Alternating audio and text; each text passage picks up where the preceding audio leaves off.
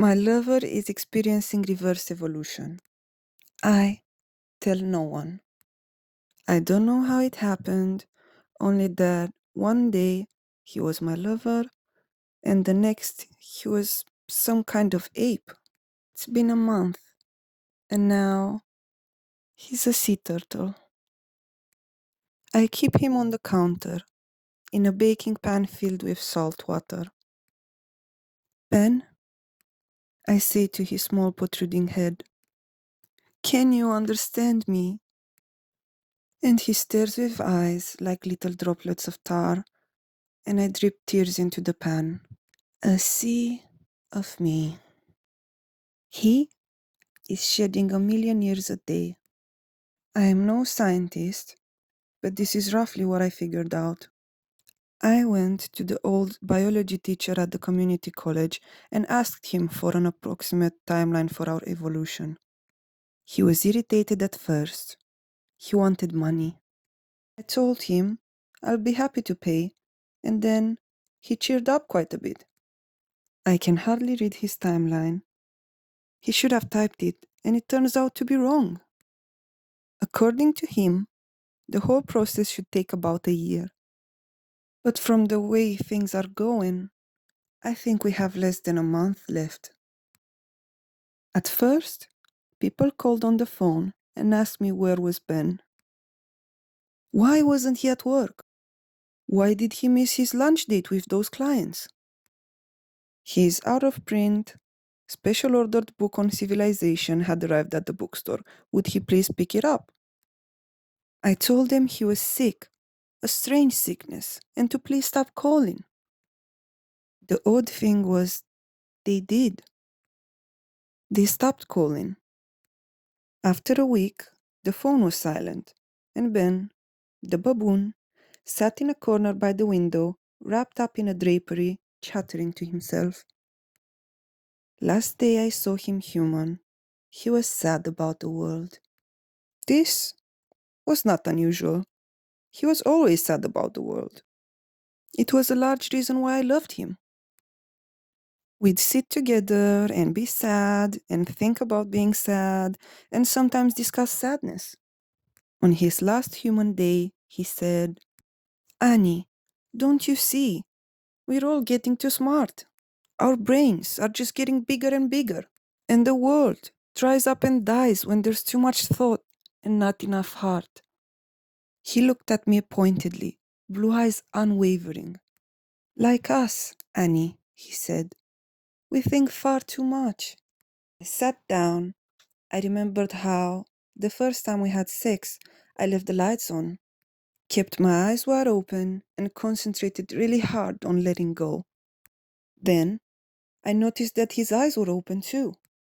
And in the middle of taking off my clothes, we sat down on the floor and had an hour-long conversation about poetry. It was all very peculiar. It was all very familiar. Another time, he woke me up in the middle of the night, lifted me off the pale blue sheets, led me outside to the stars and whispered, Look, Annie, look! There is no space for anything but dreaming. I listened sleepily, wandered back to bed, and found myself wide awake, staring at the ceiling, unable to dream at all. Ben fell asleep right away, but I crept back outside. I tried to dream up to the stars, but I didn't know how to do that. I tried to find a star no one in all history had ever wished on before, and wondered what would happen if I did.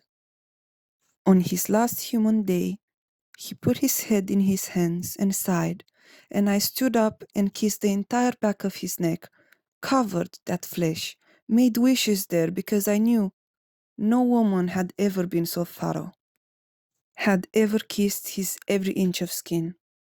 I coated him. What did I wish for? I wished for good. That's all. Just good. My wishes became generalized long ago. In childhood, I learned quick the consequence of wishing specific. I took him in my arms and made love to him. My sad man.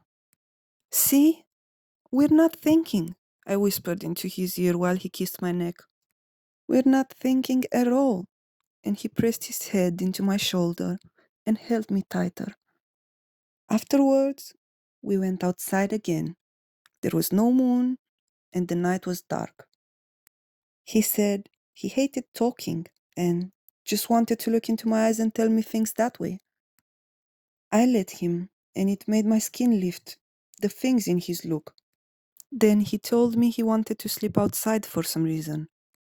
And in the morning, when I woke up in bed, I looked out to the patio, and there was an ape sprawled on the cement, great furry arms covering his head to block out the glare of the sun.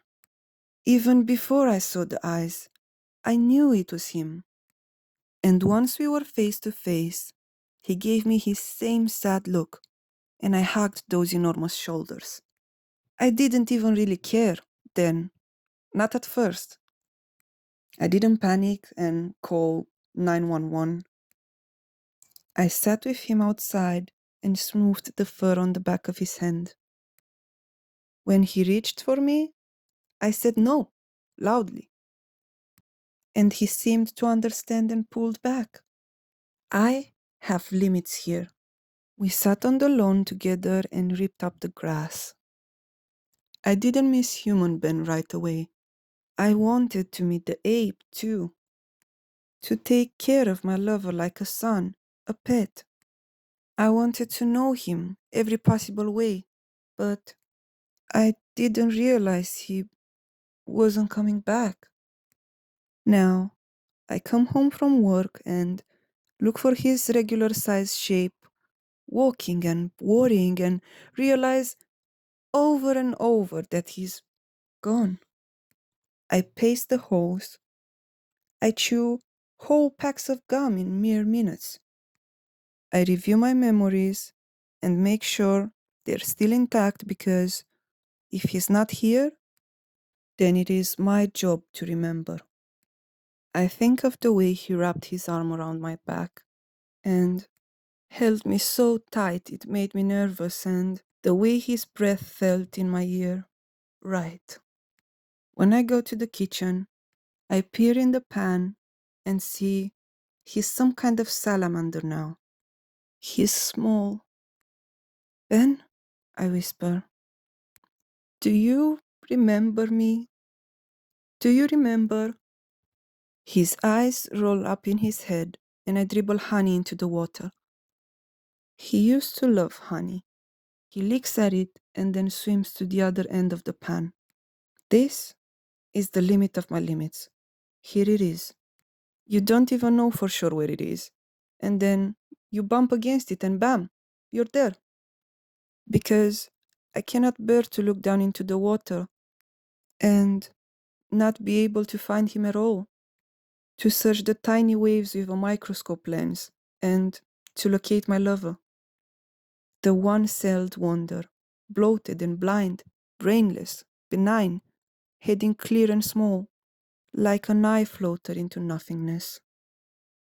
I put him in the passenger seat of the car and drive him to the beach. Walking down the sand, I nod at people on towels, laying their bodies out to the sun and wishing. At the water's edge, I stoop down and place the whole pan on the tip of a baby wave.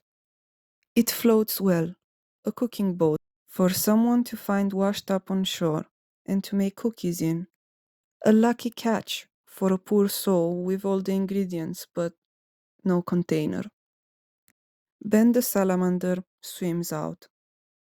I wave to the water with both arms, big enough for him to see if he looks back. I turn around and walk back to the car. Sometimes I think he'll wash up on shore, a naked man with a startled look who has been to history and back. I keep my eyes on the newspaper. I make sure my phone number is listed. I walk around the block at night in case he doesn't quite remember which house it is. I feed the birds outside, and sometimes, before I put my oneself to bed, I place my hands around my skull to see if it's growing, and wonder what, of any use, would feel it if it did.